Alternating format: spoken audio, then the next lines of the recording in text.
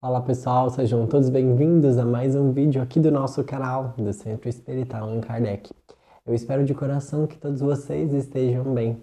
No vídeo de hoje nós estaremos dando continuidade aos comentários, ao estudo dessa obra maravilhosa que é Estude Viva.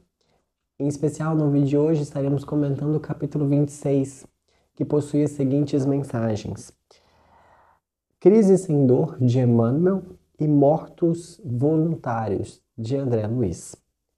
Além disso, os guias espirituais nos sugerem as seguintes leituras complementares: o Evangelho, capítulo 11, Amar ao próximo como a ti mesmo, o item 11, o egoísmo, e a pergunta de 685 do Livro dos Espíritos. Aqui nesse vídeo tomamos a liberdade de intitulá-lo: Não sejamos mortos voluntários. Bom, sugerimos então que você pause esse vídeo, faça essas leituras, faça as suas reflexões, suas anotações, e depois venha para cá para que juntos possamos finalizá-las. Na certeza de que o estudo esclarece, que ele aponta uma direção, que ele lhe coloca luz nas nossas sombras, vamos então cada vez mais estudar para nos entender e então viver melhor. Como de costume, iniciando os nossos comentários com a mensagem do Evangelho. Capítulo 11, item 11, o egoísmo. Essa mensagem ela nos deixa muito claro uma questão que a gente sempre comenta é que em todo e qualquer problema que nós tivermos manifestado no mundo, ele não tem causa no mundo, e sim uma causa na deficiência mental, emocional e ou espiritual daquele indivíduo. O que isso quer dizer? Um exemplo, o problema que vivemos da fome é por conta da falta de meios materiais, em outras palavras, de comida? Não. É da falta da compaixão, é da falta da empatia, é da falta do altruísmo dentro de nós, para então repartirmos o excesso que nós temos. Se nós então olharmos para dentro e resolvermos os nossos problemas, automaticamente os problemas de fora começarão a ser resolvidos. E essa mensagem do Evangelho nos convida a refletir que todos os males, quando a gente vai tirando as máscaras dele, a última máscara é a máscara do egoísmo. Ou seja, que o principal mal, que a principal chaga da humanidade é o egoísmo. Quando nós pensamos em ego, que na própria mensagem do Evangelho ele coloca filho do orgulho, é acharmos que somos melhores do que alguém. É pensarmos que a nossa vida importa mais do que a do outro.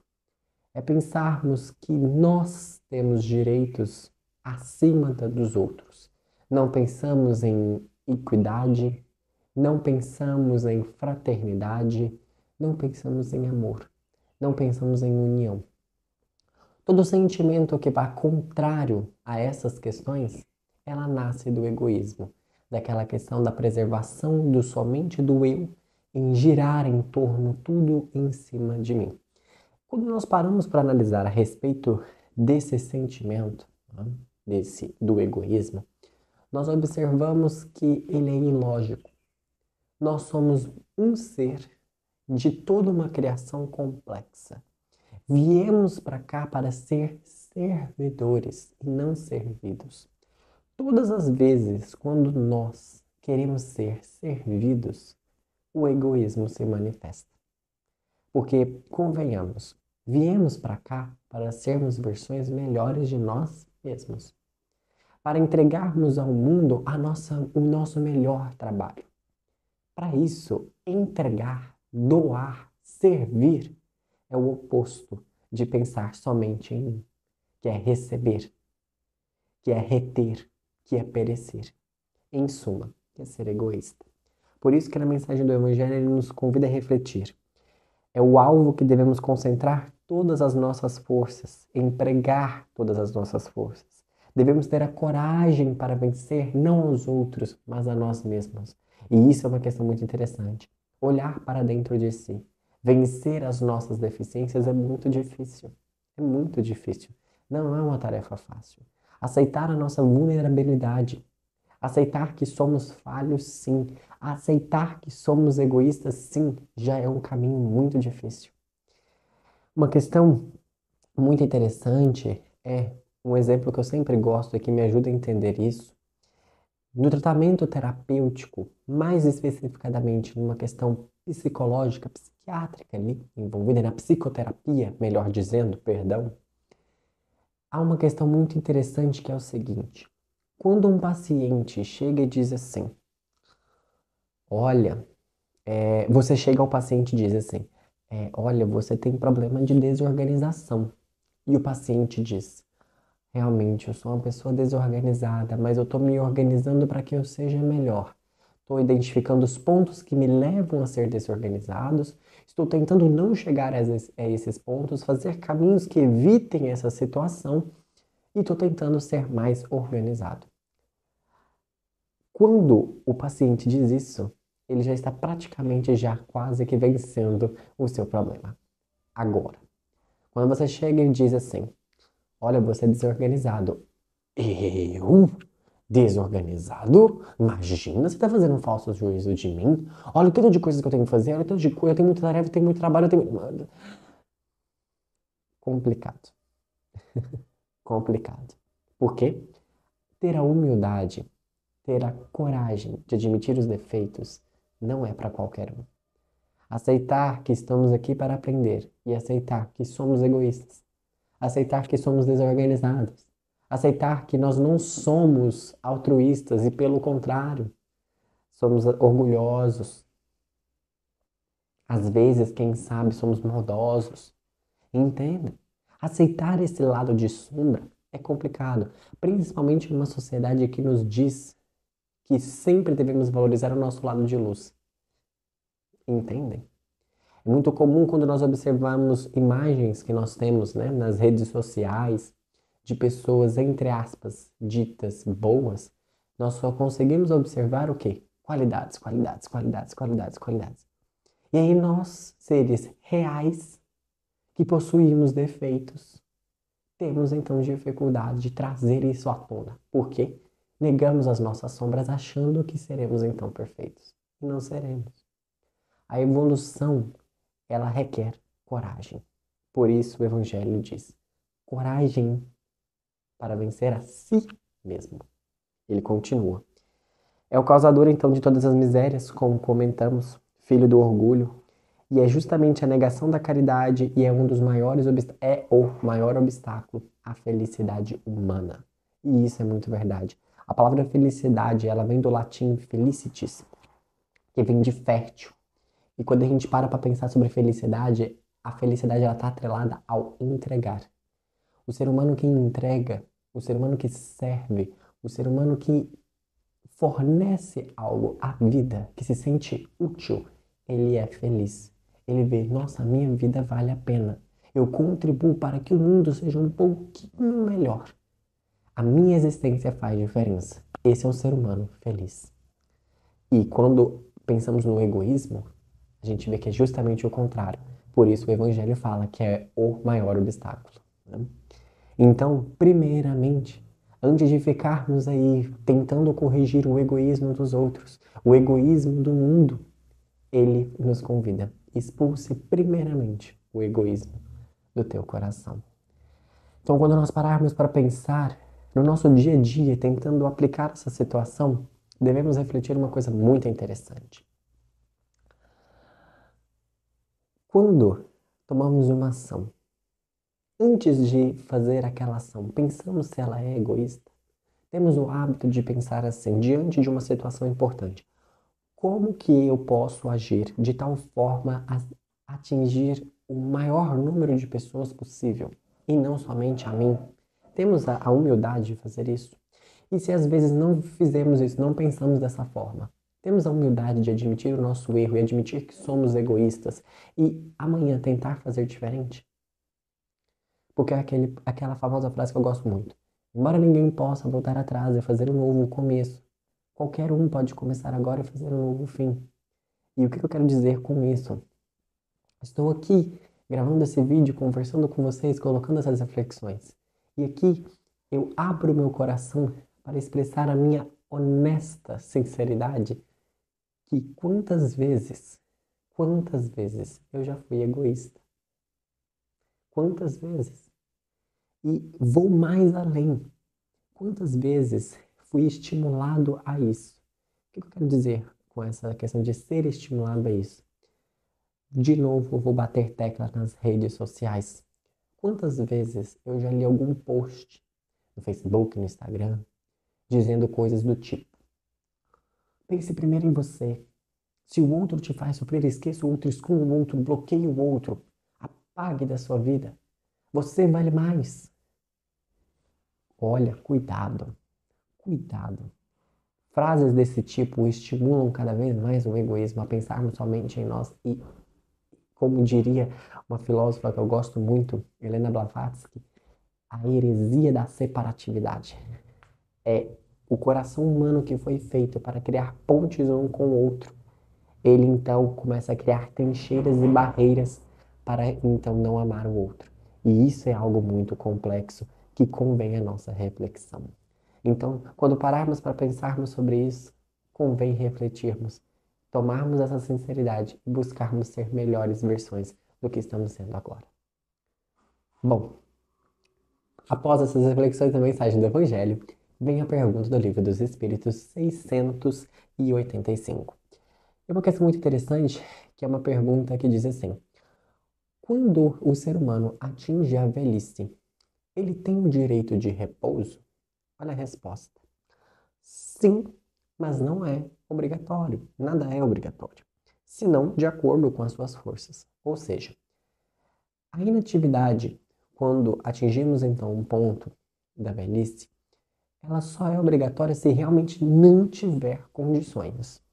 Se, olha, não tiver como trabalhar, se não tiver como fazer, aí não tem o que fazer. Mas ele fala, olha, o repouso não é obrigatório. Se você quer continuar trabalhando, trabalhe. Aí o Allan Kardec fez uma pergunta, mas do que dizer daqueles que têm que continuar trabalhando para conseguir o seu sustento, mas já chegaram à idade avançada e não conseguem mais fazer, estão limitados? Olha que resposta interessante. Os espíritos superiores nos colocam: o forte deve trabalhar para o fraco.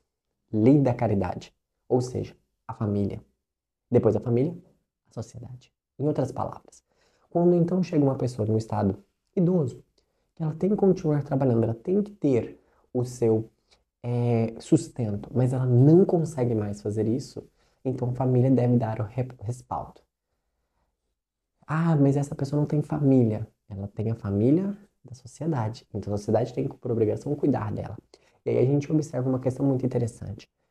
O que temos feito com os nossos idosos? O que temos feito com os nossos avós?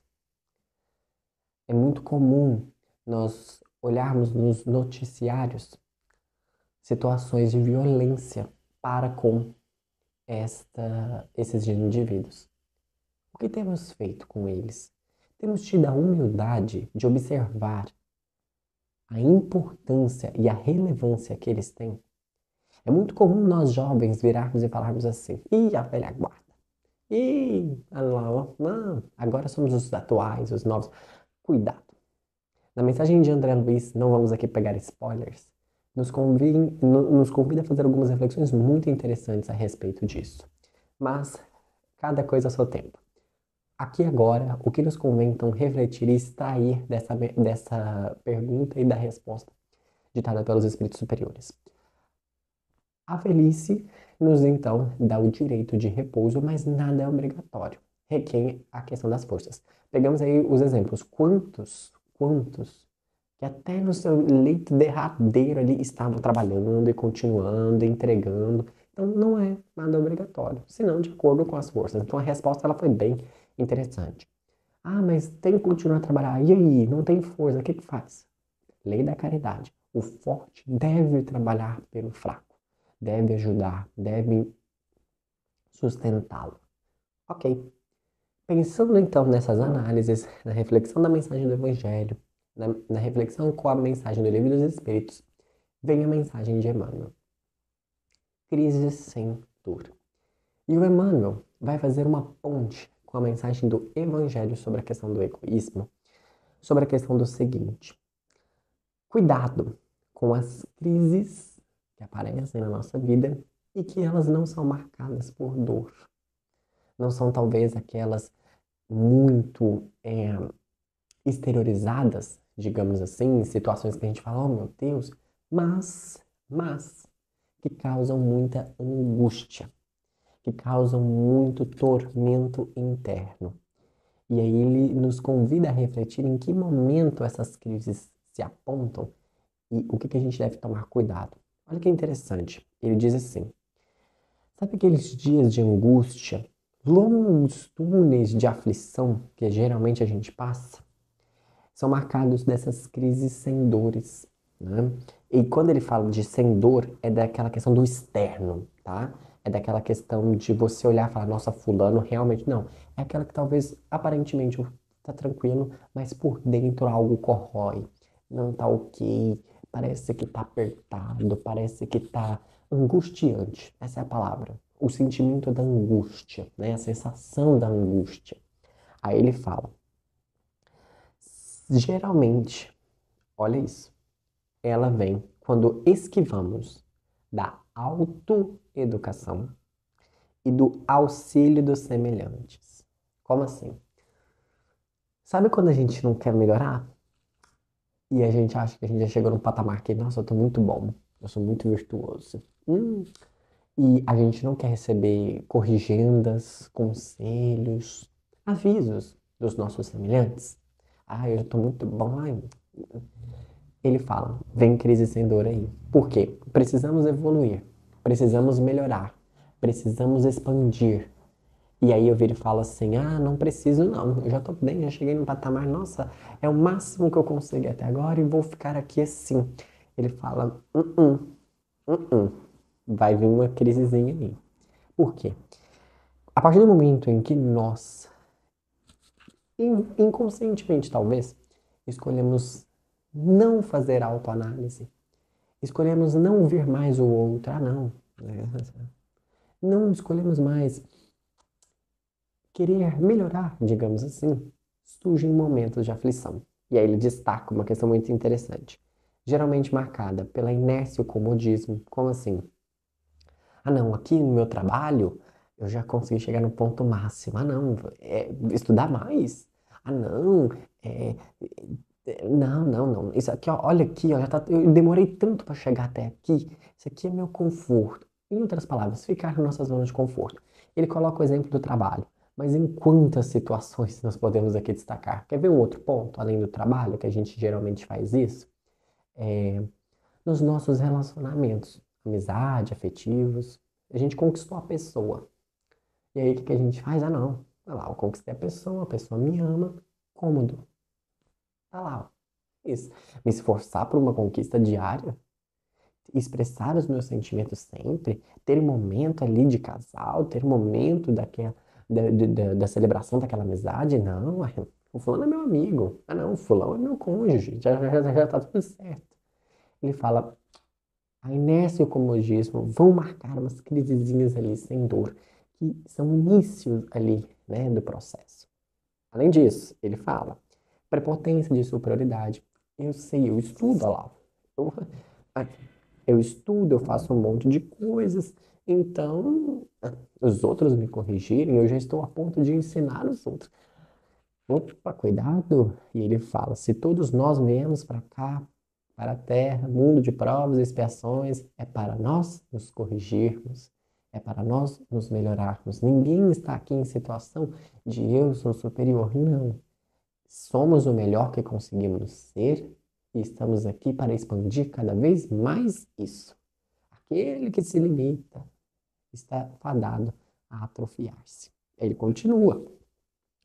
Achar que somos virtuosos e sábios demais, que não necessitamos de avisos e corrigendas. Ele fala: devemos ter a obrigação de nos esforçar para não cairmos nessas situações do comodismo, da inércia, da prepotência, da superioridade. Aí ele comenta: devemos nos libertar então desse complexo que essa avareza, que essa vaidade nos gera e que geralmente essa preguiça do comodismo ou essa intransigência Não quero ver não.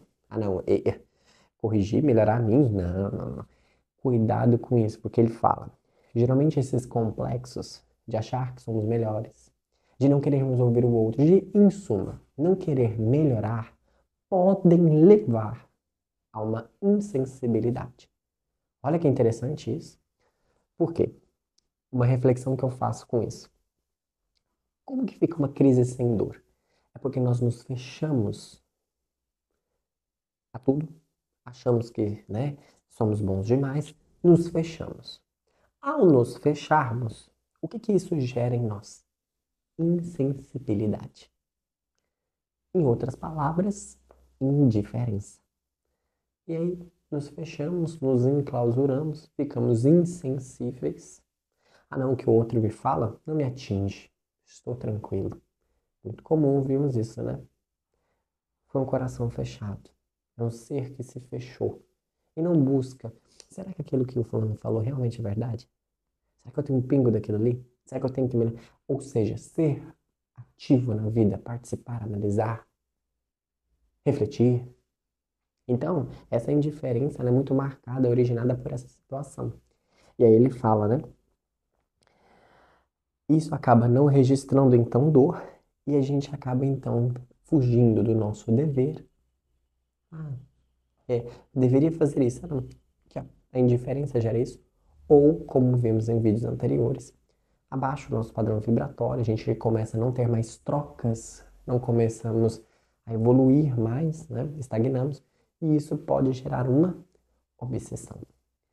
Então, nessa mensagem do Emmanuel, quando ele fala sobre essa questão das crises sem dores, é justamente o momento em que o ser se fecha a sou superior, não tenho mais nada a aprender e tudo mais, e ele não permitindo essa troca, isso gera insensibilidade. Ele sendo então insensível, não sente então ali essas dores imediatas, digamos assim. Porém, porém, isso faz com que ele não cumpra o seu dever, que ele caia em obsessão. E aí gera todas aquelas situações, né, de uma pessoa amargurada, uma pessoa chateada, uma pessoa apertada, uma pessoa aflita. Então, convém a gente refletir sobre esses pontos e pensarmos: temos fechado o nosso coração e nos tornados insensíveis diante dos desafios da vida? Por fim, porém não menos importante, fazendo uma conexão com a pergunta do Livro dos Espíritos, vem a mensagem então de André Luiz, mortos voluntários. E o André Luiz, ele vem puxar a orelha de todos nós, na questão de frases do tipo, não posso, não consigo. Não, isso aí é coisa de jovem, velho não faz isso aí não. Não, eu cheguei numa idade que não tem como mais eu fazer isso, tá? É uma doralhada, é isso aqui, não consigo. Em suma, por trás desse não posso, pode estar o não quero. Entendem? Poder pode, mas não quer. É confortável, é cômodo. E aí ele fala, quantos ainda têm muita vitalidade, quantos ainda têm muita força, mas escolhem se tornar mortos. Por isso a mensagem, mortos voluntários. Aí ele convida todos nós a dar uma puxadinha na nossa orelha e falar, opa, atenção, dá uma verificada nisso aqui. Que ele fala, olha que interessante. Pensamento limitante. A velhice, a aposentadoria como sendo algo marcado de inutilidade e fim de carreira. Não, estou envelhecendo, então à medida que eu envelheço, eu vou me tornando cada vez mais inútil. Quem te disse isso? Mas a sociedade, os filmes, cuidado, cuidado.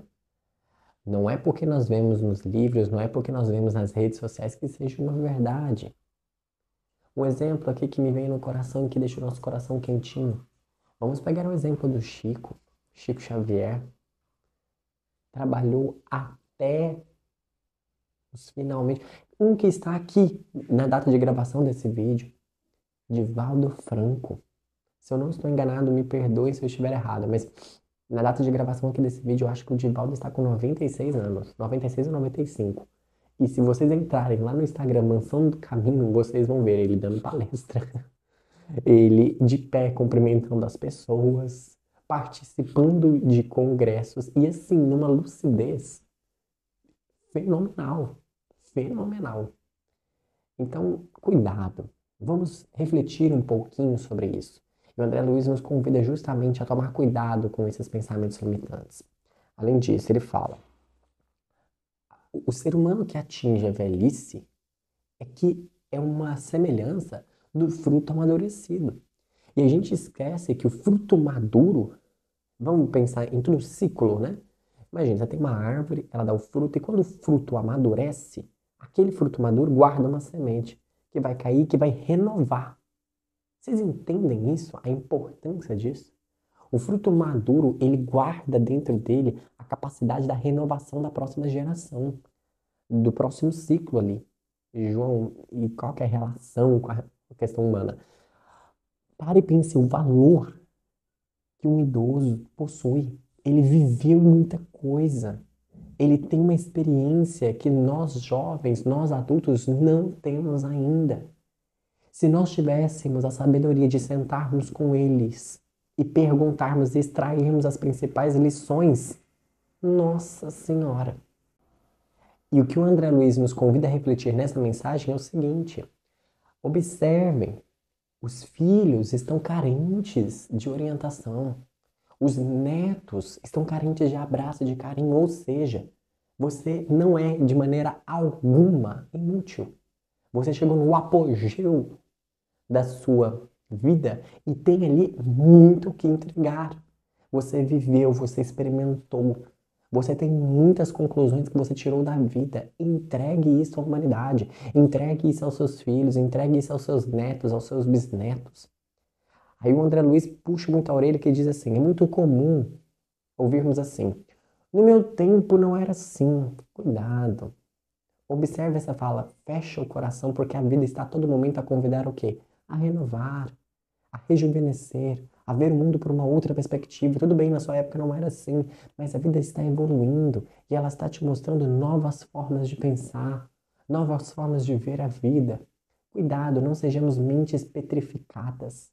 Isso é uma coisa muito perigosa, de não queremos evoluir junto com a vida, de não queremos renovar. Não é substituirmos nossas crenças, não é substituirmos o que nós vivemos, mas é mudar o olhar sobre aquilo, é renovar. Uma coisa que eu gosto muito não é a gente ir lá e trocar os nossos olhos, mas é mudar a perspectiva. Quando nós falamos de renovar, é mudar o olhar sobre aquilo. É com os mesmos olhos ver diferente. Então, nessa situação, ele nos fala: cuidado, e no meu tempo não era assim, essa geração está muito diferente. A vida está te convidando a mudar de perspectiva, a observar que talvez aquilo que você achava que era correto, que deveria ser, talvez não seja. E é refletir, é analisar, é observar. Ah, João, então quer dizer que eu devo mudar tudo? Não, mas passe pelo crivo da sua experiência. Entende? Observe se realmente aquilo é verdade. Observe se aquilo realmente faz sentido. Se está baseado no amor, se está baseado na bondade, na fraternidade. Né? Convém isso. É observar uma situação e não é soltar uma conclusão de logo. Não é assim. Mas é pegar ela, mastigar, mastigar, mastigar, processar, processar, processar e entregar o melhor. Lembra, a gente já comentou isso em outros vídeos, né? Chegou uma informação, compara com aquilo que você tem e gera uma outra. Isso é rejuvenescer, é renovar. Então ele continua a nos comentar o seguinte: estagnar na suposta incapacidade, que é todo dia é tempo de inventar, de clarear e de prosseguir. Então nós devemos tomar muito cuidado eu vou ficar aqui quietinho porque eu supostamente não consigo. Quem te disse isso? Lembremos da resposta que foi ditada pelos espíritos superiores, né? Devo descansar? Você tem direito de repouso, né?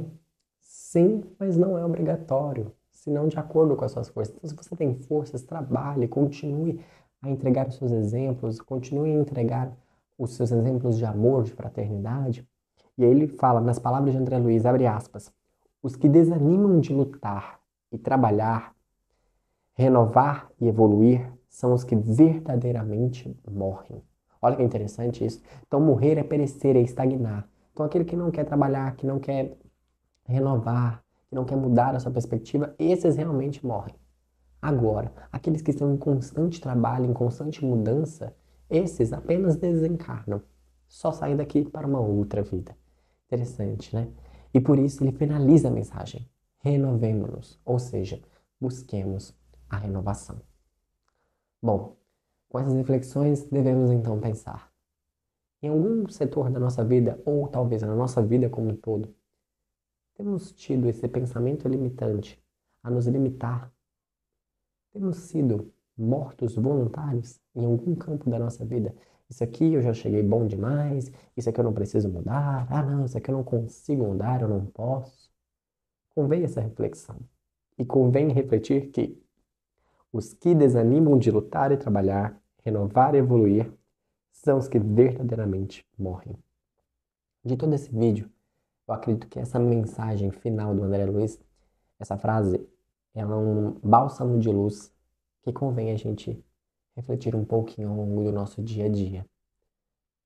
Repito ela novamente. Os que desanimam de lutar e trabalhar, renovar e evoluir, são os que verdadeiramente morrem. Bom, são com essas reflexões que eu me despeço de vocês e vejo vocês no próximo vídeo. Um beijo no coração de vocês e até mais.